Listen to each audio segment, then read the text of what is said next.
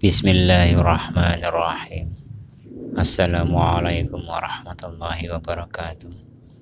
Halo teman-teman, jumpa lagi di MKD 75 Channel, di mana channel yang selalu menyajikan kisah nyata, cerita misteri, cerita mistis, cerita horor, cerita mitos, dan cerita tentang legenda ya teman-teman. Teman-teman dimanapun kalian berada, semoga kalian dalam keadaan sehat walafiat, tak kurang satu apapun, dan semoga senantiasa dijauhkan dari segala bentuk mara bahaya, kejahatan setan, jin, dan manusia, dan semoga senantiasa dimudahkan dalam setiap urusan-urusannya. Amin ya rabbal alamin.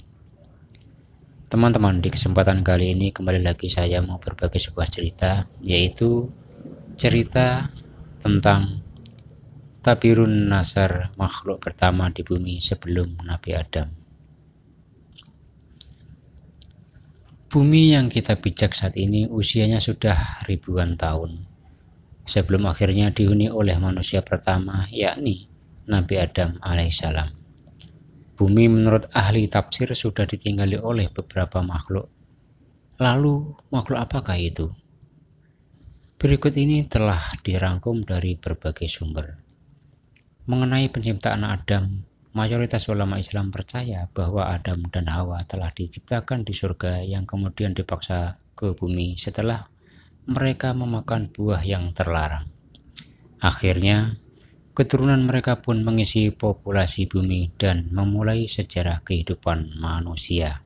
Menurut para ahli, pada saat bumi berumur 8.000 tahun, keadaannya masih kosong. Di sini sudah terdapat banyak biji sawi putih dan kemudian Allah Subhanahu wa Ta'ala menciptakan seekor unggas yang bernama Tabirun Nasar. Allah Subhanahu wa Ta'ala berfirman kepadanya, "Hai unggas Tabirun Nasar, makanlah olehmu biji sawi itu. Apabila habis biji sawi itu, maka engkau akan kumatikan." Sang unggas pun memakan biji-bijian itu, namun cara memakannya diatur. Pertama, sehari satu biji yang dimakan. Setelah semakin berkurang, maka kini dimakannya hanya satu biji dalam 1 bulan. Biji sawi itu semakin berkurang saja. Saking takutnya terhadap kematian, sang unggas hanya memakan satu biji dalam 1 tahun. Namun akhirnya habislah biji-biji sawi itu. Tabirun Nasar pun akhirnya mati. Setelah kematian tersebut, Allah Subhanahu wa Ta'ala menciptakan makhluk lain sebagai penghuni bumi, yaitu 70 orang laki-laki. Namun tidak semuanya langsung diciptakan, melainkan satu persatu Allah Subhanahu wa Ta'ala menciptakannya. Apabila seorang yang meninggal, maka langsung diciptakan yang lain. Masing-masing dari mereka berumur 70.000 tahun. Konon, setahun pada masa itu sama dengan 1000 tahun pada masa sekarang. Tatkala telah mati 70 lelaki itu, kemudian Allah ciptakan jin. Allah berfirman, dan Dia menciptakan jin dari nyala api. Quran surah 55 ayat 1. Sebagian dari jin-jin itu ada yang berkaki 4, berkaki 2, dan ada yang terbang. Kemudian Allah Subhanahu wa Ta'ala mengutus salah satu seorang di antara mereka yang bernama Yusuf untuk memberikan pengajaran ilmu dan syariat agama. Namun jin-jin itu banyak yang mendustakan ajaran-ajaran tersebut dan akhirnya Allah Subhanahu wa Ta'ala pun mematikan semuanya. Penghuni bumi berikutnya adalah suatu makhluk yang berpasangan. Rupanya seperti binatang dan keluar dari dalam neraka. Binatang itu pun beranak dan anaknya dinamakan dengan Azazil. Setelah cukup besar, Azazil mulai melakukan peribadatan kepada Allah Subhanahu wa Ta'ala selama 1000 tahun. Setelah itu, Allah Subhanahu wa Ta'ala mengangkatnya ke langit pertama. Selama 1000 tahun, di sini pun ia tekun beribadah. Allah Subhanahu wa Ta'ala menganugerahkannya sayap yang terbuat dari manikam berwarna hijau. Dengan izinnya, maka terbanglah ia ke langit kedua. 1000 tahun lamanya pula ia beribadah. Demikianlah pada tiap-tiap lapisan langit. ia beribadah selama 1000 tahun lamanya hingga ke lapisan langit ke-7.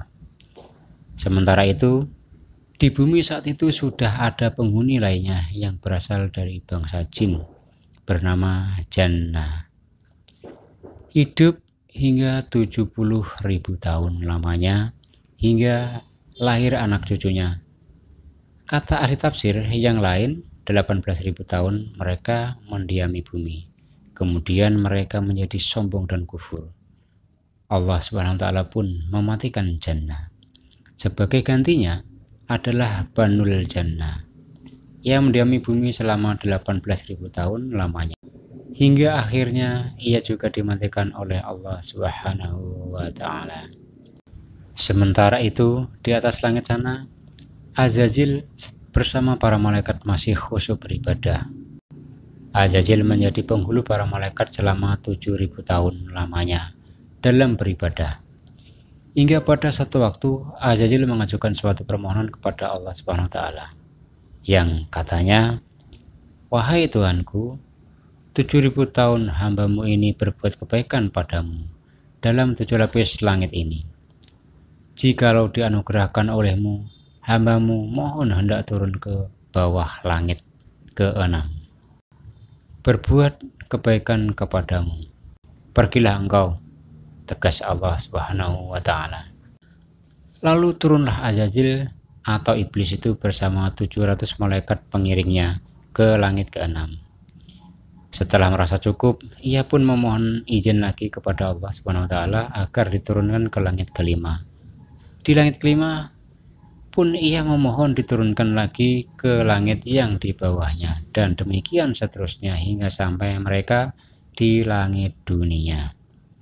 Di langit dunia, Azazil atau iblis mengajukan suatu permohonan pula.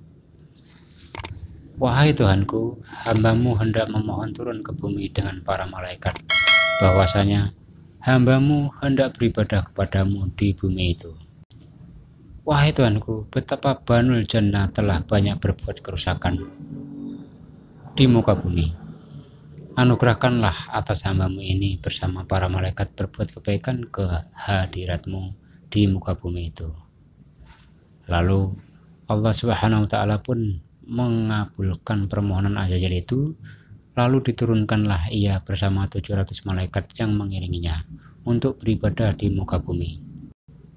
Setelah sebelumnya Banul Jannah dimatikan karena banyak berbuat kerusakan.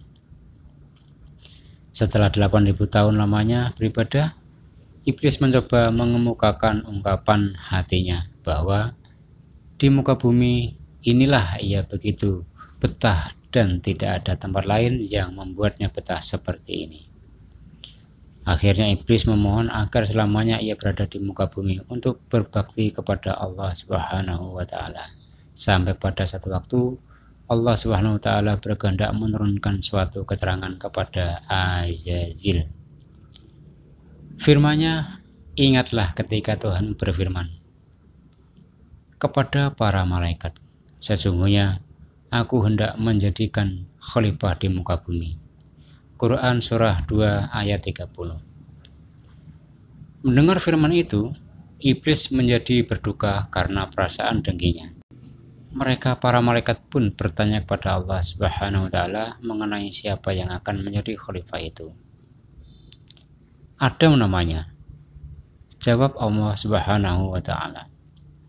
Mereka berkata, "Mengapa engkau hendak menjadikan khalifah di bumi? Itu orang yang akan membuat kerusakan padanya dan menumpahkan darah. Padahal kami senantiasa bertasbih dengan memuji engkau dan mensucikan engkau." Allah Subhanahu wa Ta'ala berfirman, "Sesungguhnya aku mengetahui apa yang engkau tidak ketahui." Quran Surah 2 ayat 30.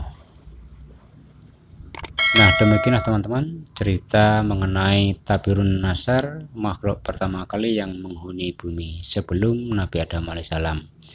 Jika terdapat kekurangan, terdapat kesalahan, sekiranya saya mohon maaf yang sebesar-besarnya, dan semoga apa yang saya sampaikan ini bisa menambah wawasan dan menambah hikmah buat kita semuanya.